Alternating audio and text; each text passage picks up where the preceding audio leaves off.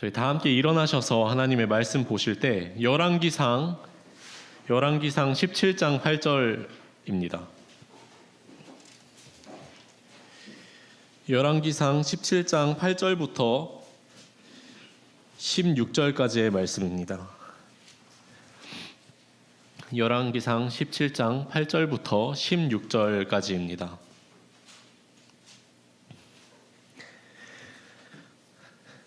네, 제가 읽도록 하겠습니다. 주의 말씀이 그에게 임하여 이르시되 너는 일어나 시돈에 속한 사르밧으로 가서 거기서 거하라.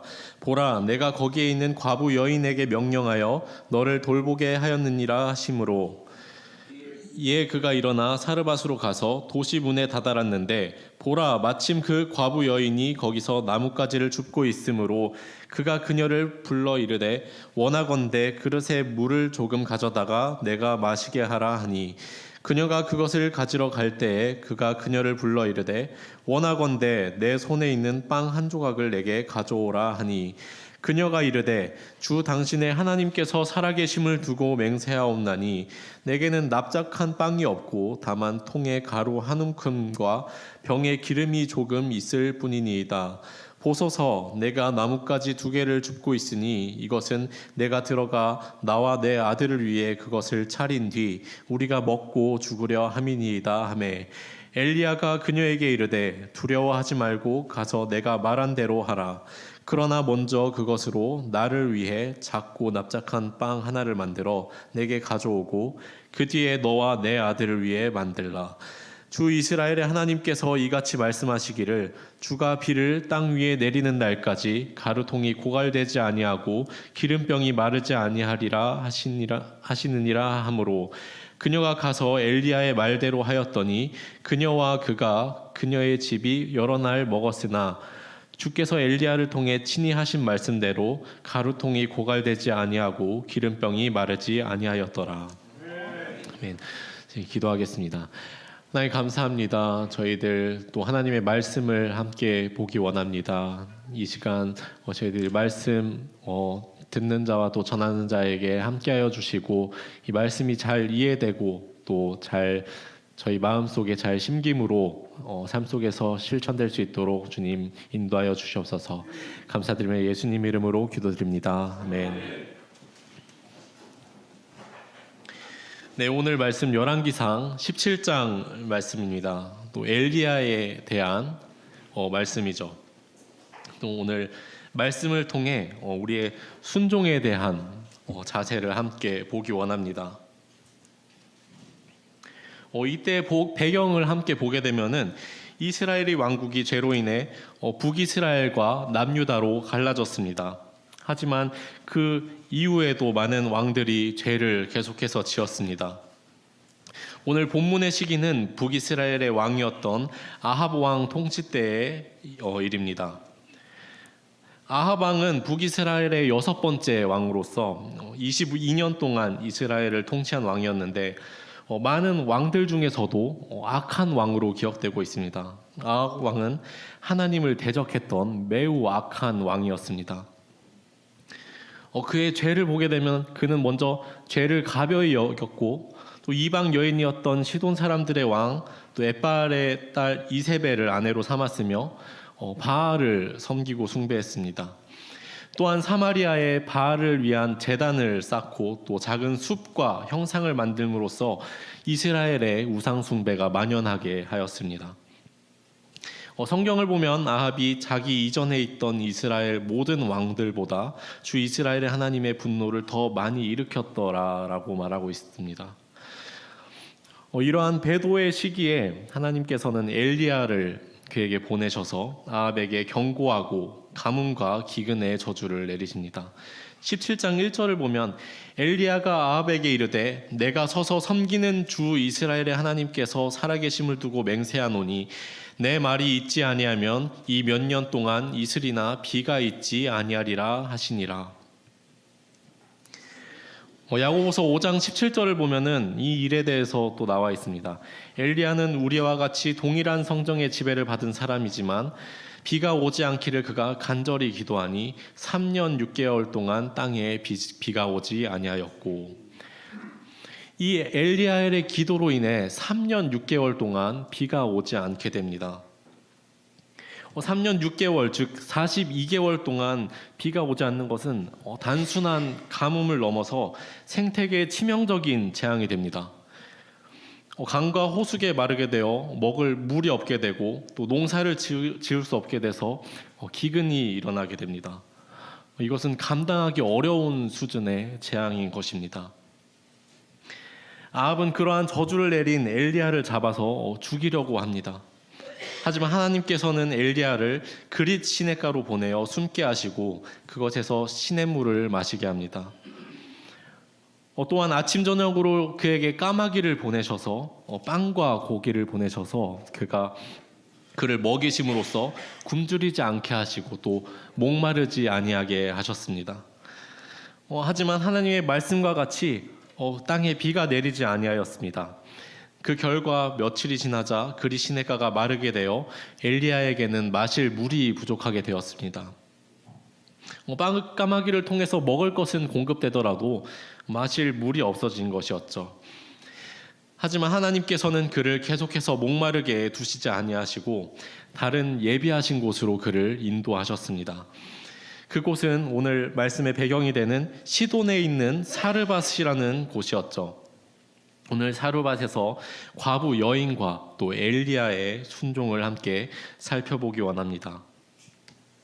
저희 먼저 사르밧 여인, 과부 여인의 순종을 함께 보기 원합니다. 열왕기상 17장 8절 9절 말씀입니다. 주의 말씀이 그에게 임하여 이르시되 너는 일어나 시돈에 속한 사르밧으로 가서 거기 거하라. 보라, 내가 거기에 있는 과부 여인에게 명령하여 너를 돌보게 하였느니라 하시므로, 오늘 말씀의 과부 여인은 시돈에 있는 사르밧이라는 곳에 있었습니다. 이것은 이방 도시였고 우상 숭배가 만연한 곳이었죠. 많은 과부들이 그러하듯이 이 과부 여인 또한 풍족한 삶을 살지 못했습니다. 이 과부 여인 또한 매우 가난한 처지에 놓여 있었습니다. 근데 거기다가 엎친 데 덮친 격으로 비가 내리지 않기 시작한 것입니다. 땅은 마르고 가뭄과 기근이 있게 된 것이었죠. 먹을 것이 더욱더 구하기가 힘들어진 것이었습니다. 그녀가 음식을 차리기 위해 나뭇가지를 줍고 있던 그때 그녀 앞에 한 사람이 나타나게 됩니다. 그가 바로 하나님께서 보내신 엘리야였습니다. 10절 11절을 보면 이에 그가 일어나 사르밧으로 가서 도시 문에 다다랐는데 보라, 마침 그 과부 여인이 거기서 나뭇가지를 줍고 있으므로 그가 그녀를 불러 이르되 원하건대 그릇에 물을 조금 가져다가 내가 마시게 하라 하니라. 그녀가 그것을 가지러 갈 때 그가 그녀를 불러 이르되 원하건대 내 손에 있는 빵 한 조각을 내게 가져오라 하니, 엘리야는 먼저 과부 여인에게 물을 요청하였고 그가 물을 가지러 갈 때 다시 그녀를 불러 빵을 한 조각 가져다 줄 것을 요청하였습니다. 이것은 그녀의 입장으로 봤을 때 굉장히 당황스러운 상황이었을 것입니다. 왜냐하면 갑자기 낯선 이방 남자가 와서 자신에게 물과 빵을 요구하는 상황이었죠. 게다가 이 과부 여인의 상황은 빵을 나눌 만한 상황이 아니었습니다. 12절 말씀을 보면 그녀의 상황이 나와 있습니다. 그녀가 이르되 주 당신의 하나님께서 살아계심을 두고 맹세하옵나니 내게는 납작한 빵이 없고 다만 통에 가루 한 움큼과 병에 기름이 조금 있을 뿐이니이다. 보소서, 내가 나뭇가지 2개를 줍고 있으니 이것은 내가 들어가 나와 내 아들을 위해 그것을 차린 뒤 우리가 먹고 죽으려 함이니이다 하매. 이 과부 여인에게는 빵이 없었습니다. 다만 한 움큼의 가루와 또 조금의 기름이 있었을 뿐이었죠. 그것은 나누기에 충분한 양의 음식이 아니었습니다. 게다가 그녀는 그녀 혼자만 있는 게 아니라 그녀의 아들도 함께 있었습니다. 이것은 그녀와 그녀의 아들이 먹을 마지막 재료였으며 또 그 뒤에는 먹을 것이 없어서 굶어 죽게 될 상황이었던 것이죠. 게다가 비가 오지 않자 더욱더 상황이 어려워진 것입니다. 이것은 말 그대로 죽음을 앞둔 상황이었습니다. 그 여인에게 남은 음식, 이 가루와 조금의 기름이 그녀의 모든 것이었으며 그녀가 가진 소중한 것이었습니다. 그리고 엘리야는 그녀에게 그 마지막 남은 음식을 요구한 것이었죠. 이러한 상황에서 보통 자신에게 빵을 요구한 이 남자를 무시하거나 또 거절하거나 화를 낼 법도 한데 과부 여인은 그러지 않았습니다. 주 당신의 하나님께서 살아계심을 두고 맹세하옵나니라며 자신의 상황을 설명하였습니다. 말씀을 보면 그녀는 엘리야가 하나님의 사람임을 알고 있었습니다. 또 그녀는 하나님의 살아계심을 믿는 자였고 하나님의 사람을 귀히 여긴 자였습니다. 그래서 과부 여인은 엘리야에게 자신의 음식을 나눌 수 없는 상황임을 자세하게 설명하였습니다. 하지만 그녀의 설명에 돌아온 엘리야의 대답은 더욱더 당황스러운 대답이었습니다. 13절 엘리야가 그녀에게 이르되 두려워하지 말고 가서 내가 말한 대로 하라. 그러나 먼저 그것으로 나를 위해 작고 납작한 빵 하나를 만들어 내게 가져오고 그 뒤에 너와 내 아들을 위해 만들라. 엘리야는 두려워하지 말고 너가 말한 대로 해라. 그런데 먼저 나를 위해 만들어 가져오고 그 뒤에 너와 내 아들을 위해 만들어라 라고 말하고 있습니다. 아니 과부에게는 두 사람이 먹기에 충분한 양도 없는데 그것을 먼저 자신을 위해 가져오라고 말한 것이었죠. 이것이 얼마나 이해되지 않는 요구입니까? 처음에는 그녀 자신의 상황을 알지 못했을 때 요구한 것은 이해라도 할 수 있습니다. 하지만 자신의 모든 상황을 알고도 엘리야가 말한 것은 그 빵을 먼저 나를 위해 가져오라는 요구였습니다. 그녀 자신과 또 그녀의 아들에게 마지막으로 남은 소중한 것을 먼저 자신에게 달라는 것이었습니다. 만약 여러분들이었으면 이 소중한 남은 음식을 그에게 줄 수 있었겠습니까? 하지만 엘리야는 그녀에게 요구만 하지 않았습니다. 요구와 더불어 하나님께서 주실 보상을 약속하였습니다. 17장 14절입니다. 주 이스라엘의 하나님께서 이같이 말씀하시기를 주가 비를 땅 위에 내리는 날까지 가루통이 고갈되지 아니하고 기름병이 마르지 아니하리라 하시느니라 하므로 그때 과부 여인은 엘리야의 말에 순종하였습니다. 그녀가 마지막 남은 가루와 또 기름으로 빵을 만들어 엘리야에게 주었을 때 놀라운 일이 일어났습니다. 하나님의 말씀하신 그대로 가루통이 고갈되지 아니하고 또 기름병이 마르지 아니하는 놀라운 기적이 일어난 것이었죠. 하나님께서 그녀의 순종을 통해 그녀에게 복을 주시고 또 은혜를 베푸신 것이었습니다. 우리는 오늘 말씀의 과부 여인의 순종을 통해서 몇 가지 교훈을 얻기 원합니다. 첫 번째로 하나님께서는 우리가 가장 좋은 것을 드리기 원하신다는 것입니다. 오늘 말씀에서 엘리야는 과부 여인에게 가장 중요한 것을 요구했습니다. 이 마지막 남은 음식은 그녀와 아들의 생명을 지키기 위해 가장 필요한 것이었습니다. 우리가 잘 아는 아브라함, 하나님께서는 아브라함에게 그가 가장 아끼는 아들 이삭을 번제 헌물로 드릴 것을 요구하셨습니다. 이삭은 아브라함의 나이 100세에 얻은 아주 소중하고 또 사랑하는 아들이었죠. 하나님께서 아브라함에게 요구하셨을 때 아브라함은 그 하나님께서 하신 말씀 그대로 순종하였습니다. 자신에게 가장 소중한 아들 이삭을 하나님께 드렸죠. 아브라함은 사랑하는 아들 이삭의 생명보다 하나님의 말씀에 대한 또 순종이 더 무겁고 중요하게 여겼던 것입니다.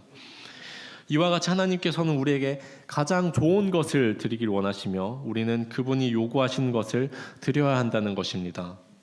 때로는 그것이 우리에게 정말 소중하고 마지막 남은 전부일지도 모릅니다. 하지만 그럼에도 불구하고 우리가 하나님께 가장 좋은 것을 드려야 합니다. 우리가 그렇게 가장 좋은 것을 드려야 하는 이유는 하나님께서 우리에게 자신의 가장 귀한 것을 먼저 주셨기 때문입니다. 로마서 8장 32절 자신의 아들을 아끼지 아니하시고 우리 모두를 위해 그분을 내주신 분께서 어찌 그 아들과 함께 또한 모든 것을 우리에게 값없이 주지 아니하시겠느냐. 하나님께서는 우리를 위해 자신의 사랑하는 독생자이신 예수 그리스도를 주셨습니다. 세상 어떤 무엇으로도 비할 수 없는 소중한 자신의 아들을 죄인인 우리를 위해 값없이 주셨습니다. 예수 그리스도의 귀한 피를 통해 우리는 영원한 생명을 또 선물로 받았습니다. 그분께서 우리에게 가장 귀한 것을 주셨으니 우리 또한 그분께 가장 귀한 것을 드려야 하지 않겠습니까? 두 번째로 하나님께서는 자신에게 먼저 드리기를 원하신다는 것입니다. 자신에게 먼저 드리기를 원하십니다. 13절 말씀을 보면 엘리야가 그녀에게 이르되 두려워하지 말고 가서 내가 말한 대로 하라. 그러나 먼저 그것으로 나를 위해 작고 납작한 빵 하나를 만들어 내게 가져오고 그 뒤에 너와 내 아들을 위해 만들라. 하나님께서는 우리가 먼저 주께 드린 후에 우리를 위해 사용하기를 원하십니다. 과부 여인에게는 자신이 먹기에도 부족한 양의 음식밖에 없었습니다. 하지만 엘리야는 그것을 먼저 자신에게 가져오라고 합니다. 우리가 살아가면서도 이 과부 여인처럼 우리가 사용하기에도 부족한 것 같은 그러한 것들이 있을지도 모릅니다. 우리를 위한 어떤 시간, 또 우리를 위한 노력, 우리를 위한 힘, 우리를 위한 물질. 하나님, 저에게는 나를 위한 조금의 시간밖에 없습니다. 하나님, 저에게는 나를 위한 조금의 힘밖에 남아있지 않습니다. 하나님, 나를 위해 사용할 조금의 물질밖에 남아있지 않습니다. 이렇게 나를 위한 조금의 어떤 것이 있을지도 모릅니다. 하지만 오늘 말씀에서는 이렇게 말하고 있습니다. 먼저 나를 위해 그것을 가져오라. 그 뒤에 너를 위해 사용하라 라고 말씀하십니다. 하나님께서는 그녀가 준 빵이나 물질로 인해 그녀에게 복을 주신 것이 아닙니다. 말씀에 대한 그녀의 순종의 마음을 주시고 그녀에게 주신 것입니다. 마태복음 6장 33절 오히려 너희는 첫째로 하나님의 왕국과 그분의 의를 구하라. 그러면 그분께서 이 모든 것을 너에게 더하시리라. 우리가 우리의 유익과 또 우리의 의를 구하는 것이 아니라 첫 번째로 하나님의 왕국과 그분의 의를 구할 때 하나님께서 우리를 먹이시고 또 입히실 것이라고 약속하십니다. 오늘 본문의 과부 또한 말씀에 순종하였을 때 하나님의 말씀대로 가루통이 고갈되지 아니하고 또 기름병이 마르지 아니하였던 것을 볼 수 있습니다. 그녀가 자신의 유익을 생각하지 아니하고 가장 좋은 것을 먼저 드렸을 때 하나님의 능력과 은혜가 넘치도록 있었습니다. 그녀의 순종을 통해 하나님께서 더욱 귀한 것을 그녀에게 주셨던 것입니다. 우리는 먼저 과부의 순종을 보았습니다.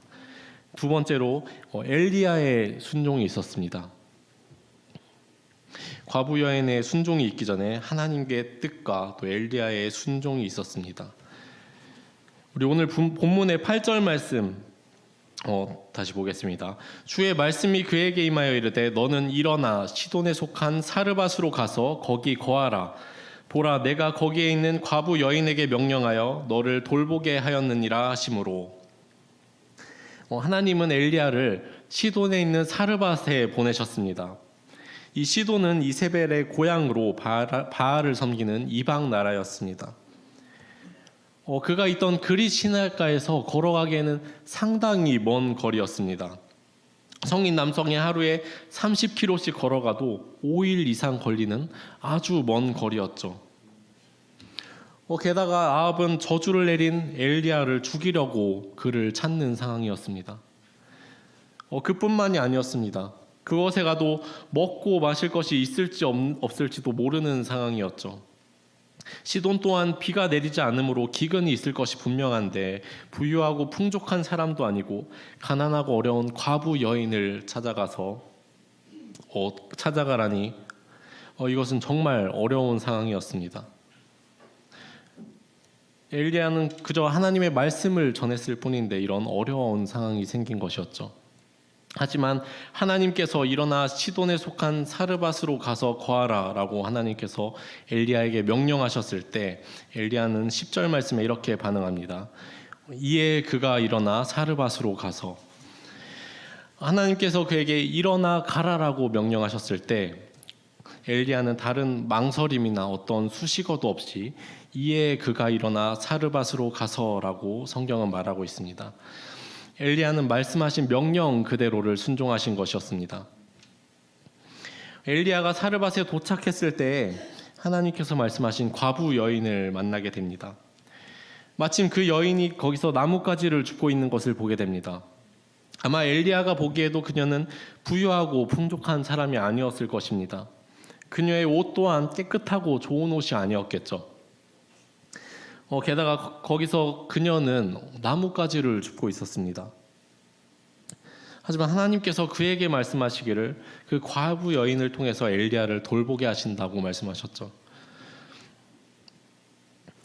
아까 우리가 봤듯이 엘리야는 그녀를 불러 자신을 위해 그릇에 물 조금과 또 음식을, 납작한 빵을 가져다 줄 것을 요청합니다. 원하건대 내 손에 있는 빵 한 조각을 내게 가져오라 라고 요청하죠. 과부는 12절 말씀에 이렇게 대답합니다.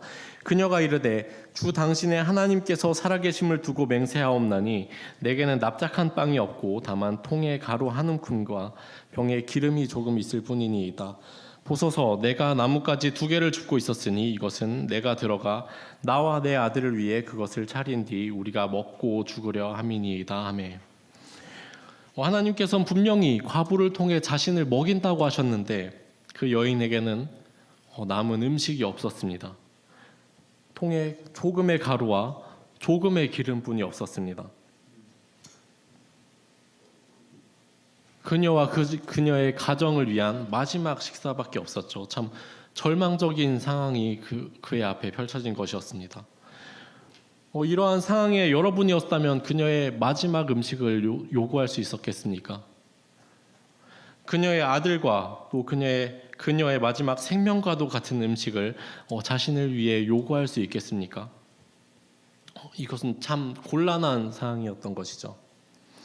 하지만 엘리야는 이렇게 난처하고 곤란한 상황 가운데서도 13절과 같이 말합니다. 엘리야가 그녀에게 이르되 두려워하지 말고 가서 내가 말한 대로 하라. 그러나 먼저 그것으로 나를 위해 작고 납작한 빵 하나를 만들어 내게 가져오고 그 뒤에 너와 내 아들을 위해 만들라. 엘리야는 나를 위해 빵을 가져오라고 말하고 있습니다. 엘리야는 그녀의 가정이나 또 어떤 그녀의 처지나 상황을 생각하지 않았습니다. 대신 하나님께서 자신을 그녀에게 보내신 그 뜻을 먼저 생각했습니다. 인간적인 생각으로는 어떻게 저러한 상황에서 그녀에게 음식을 달라고 할 수 있겠어? 라며 그녀를 도울 다른 방법들을 생각했을지도 모릅니다. 하지만 그녀에게 정말로 필요했던 것은 어떤 일시적인 도움이 아니었습니다.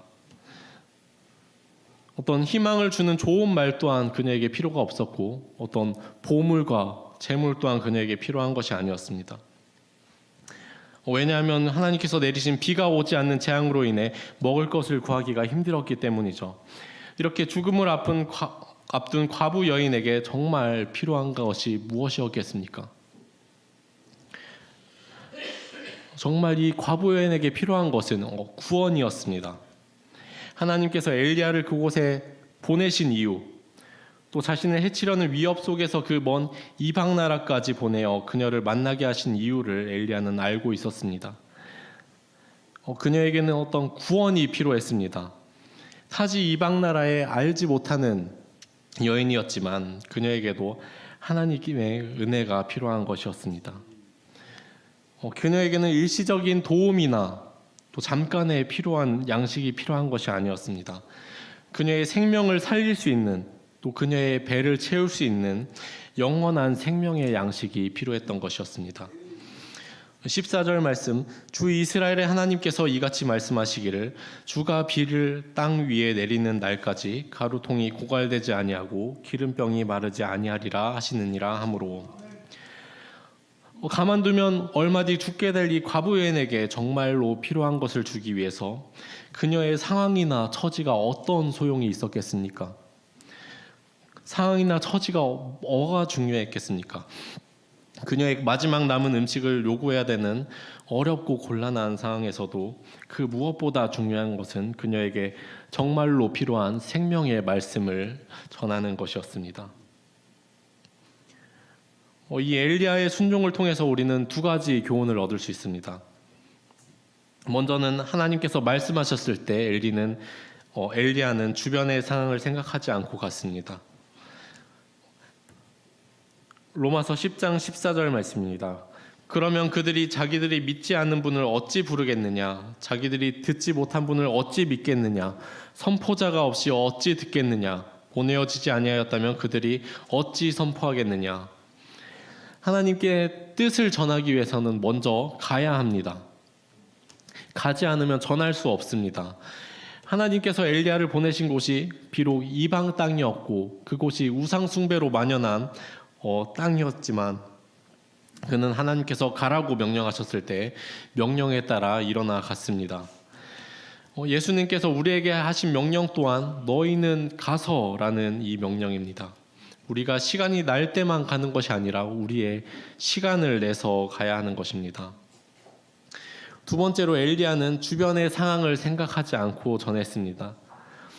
사르밧 여인의 미래는 불보듯 뻔한 것이었습니다. 먹을 것이 떨어져 죽을 것이 분명한 상황이었죠.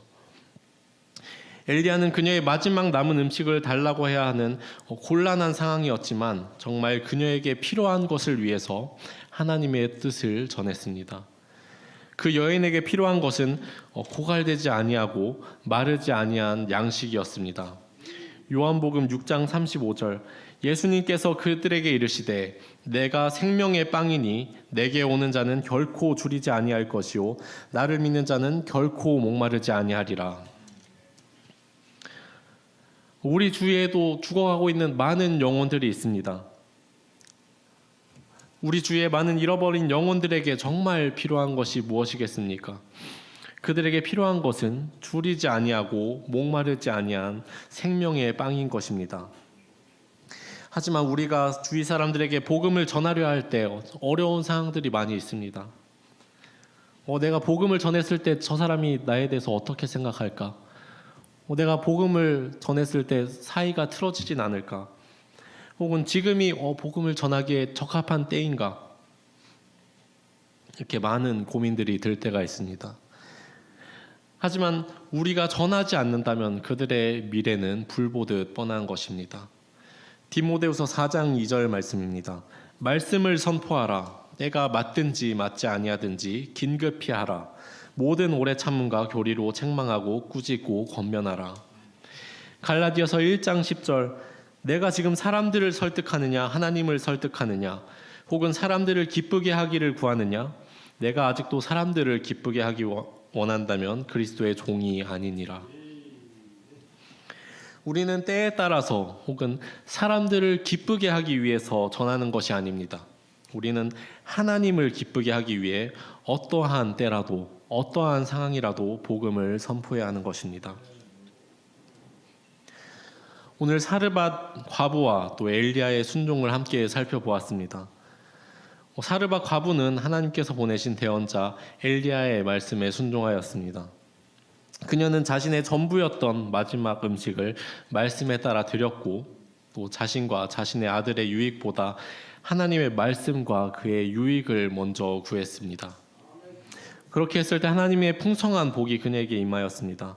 또한 엘리야는 자신의 상황과 어려움을 생각하지 않고 그 이방 나라에 가서 그녀에게 하나님의 말씀을 전했습니다. 그 결과 하나님의 말씀이 없고 또 우상 숭배가 만연한 그 나라에 있던 과부 여인에게까지 하나님의 말씀이 전해지며 그녀의 생명을 살리는 것을 오늘 말씀을 통해 보았습니다. 오늘 말씀의 배경인 사르밧이라는 곳은 이 뜻은 녹이는 곳 또는 용광로라는 의미를 가지고 있습니다. 용광로에서 금이나 은 같은 금속의 불순물을 제거하여 순도를 높이듯이 하나님께서는 오늘 사르밧에서 그녀의 마음을 시험하는 것을 볼 수 있습니다. 하나님의 시험은 사탄의 시험과는 다릅니다. 사탄은 우리를 유혹하여서 넘어지게 하고 또 하나님과의 사이를 멀어지게 하기 위해서 우리를 유혹하고 시험하지만 하나님의 시험은 우리를 정련하고 또 연단시키시며 또한 우리에게 선을 주시기 위한 시험입니다. 모든 것의 주인 되시는 하나님께서 이 세상에 어떤 것이 필요하시겠습니까? 하나님께서는 희생 헌물과 또 순양의 기름보다 우리의 순종을 더 원하시는 것입니다. 사르밧 과부와 엘리야가 하나님의 말씀에 순종함으로 복을 받고 또 영광을 누렸듯이 저와 여러분 또한 순종함으로 하나님의 큰 복을 누리기를 원합니다. 데살로니가전서 2장 4절 다만 우리는 우리가 하나님의 허락을 받아 복음을 위탁받은 대로 그렇게 말하노니 이것은 사람들을 기쁘게 하려 함이 아니요 우리 마음을 시험하시는 하나님을 기쁘게 하려 함이니라. 우리에게 하나님을 기쁘시게 하는 귀한 순종이 있기를 원합니다. 네, 다 함께 기도하겠습니다.